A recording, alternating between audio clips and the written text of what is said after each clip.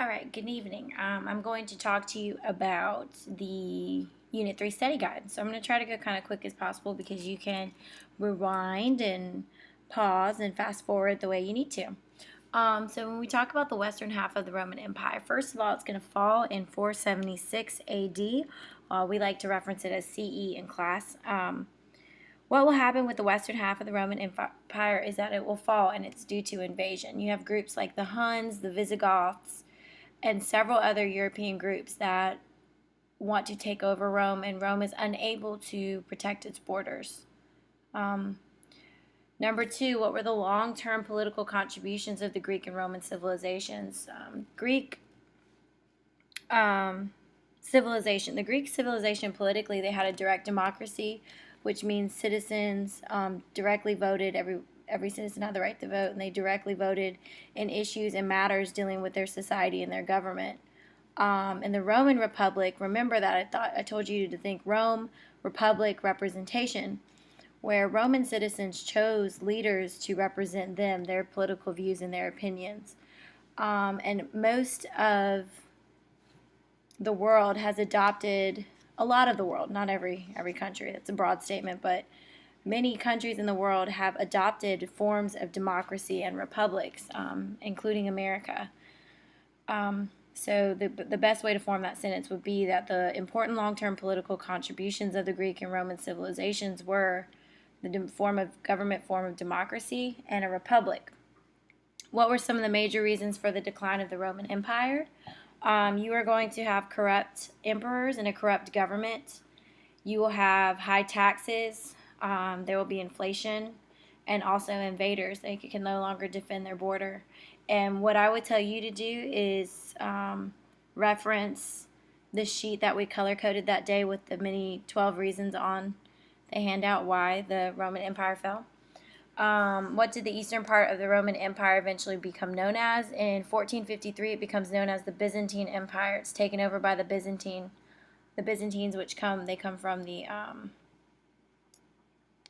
western area and take over the eastern part of the Roman Empire, but they survive until 1453, which is almost 30 to 40 years before exploration. Explain the importance of the 12 tables. First of all, the plebeians, which was the lower class in Rome, they drafted the 12 tables, and the 12 tables were ultimately adopted as the law for Rome. They're the written laws of Rome. Everybody had to follow the rules. So they are very significant, and they originated in Rome. What sea was the center of the Roman trade and fought for during the Punic Wars? Remember that Carthage and Rome go head-to-head in the Punic Wars. And the Mediterranean Sea is at the center of this because it's the sea between the two civilizations. They fight over trade rights and things like that. What region did the Roman Empire extend to as a result of the Punic Wars? After Carthage is taken over by Rome, it will be an African province that belongs to Rome. So it's like an African state, but it is owned by Rome, so they'll extend to Africa. Who were Romulus and Remus? They were the mythological brothers that were said to be raised by a she-wolf, and they were the original founders of Rome. Remember that a myth is a story. What is the definition of a republican form of government? What you need to understand about a republican form of government, just like what I talked to you about with a republic, is that you need to realize that it means that it's representation. You are represented by someone, and you choose that person to represent your views. Which religion was spread in part by military conquest during the Middle Ages? Well, it's Islam, of course. When you talk about, and actually this is kind of a doubleheader because it can be Christianity and Islam, but what you have to understand is that the Crusaders were Christians, but they failed ultimately in the Crusades. Number 11, you can draw a diagram of the European feudal system because it's in your notes. What did many individuals, why did they surrender their rights to the Lord during the invasions of the Middle Ages? You give up some of your rights, you are protected by the Lord in the night on a manor. Number 13, what was the primary economic activity on most manors? What you need to understand is serfs were farming, peasants were farming and doing other handy jobs in exchange for protection. The knight is offering protection, and the lord is offering organization, and he's the figurehead for the manor. He reports back to the king. What is a guild? A guild is an organization of people that share the same craft. For an example, it would be like a blacksmith. And the guild agrees on prices and regulations for trade.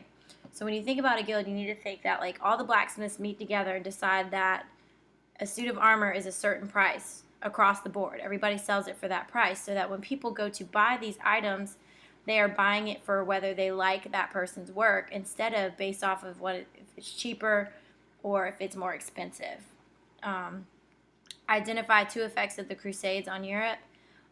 There will be expansion of trade and cultural diffusion. You're going to have a mixing of Islamic culture and Christianity. You're going to have Europeans interacting with the people from the Middle East and the Arabian Peninsula.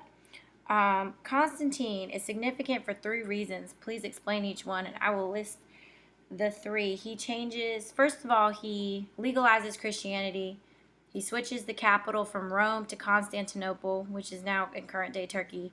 And he also converts to Christianity. And the other thing that he does is that he splits the empire in half. You can explain it. During the Middle Ages, what institution was higher than the kings? Of course, it was the Catholic Church and the Pope. I think you've noticed that the Middle Ages, that God and the Pope and the Catholic Church is above everything. The kings even answer to the Pope and the Catholic Church. How did kings and the Catholic Church struggle for power during the Middle Ages?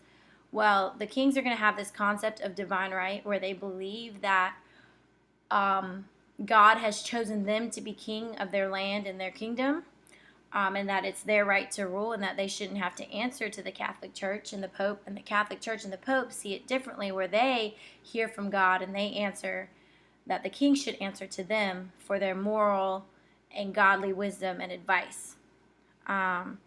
When we talk about the Sunni and the Shiite, remember that we watched a SAS activity that helped you explain the split between the Sunni and the Shiites. They are both Muslim groups, but they disagree on how the leadership in the Muslim faith and in the Middle East should be run. And you can explain the rest. What was the purpose of the Crusades? For the Christians to attack the Muslims and try to attempt to take back the Holy Land, which is Jerusalem, and several other areas, but you know they will be unsuccessful. Identify 2 effects on the Crusades on Europe.